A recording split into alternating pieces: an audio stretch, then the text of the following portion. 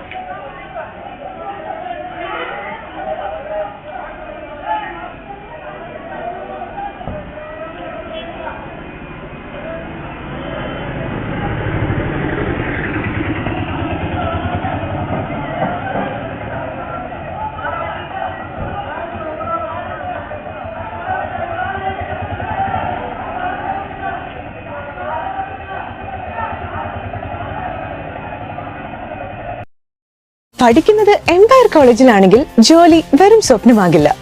Empire College of Science, Moodal, Kuttippuram, Malappuram.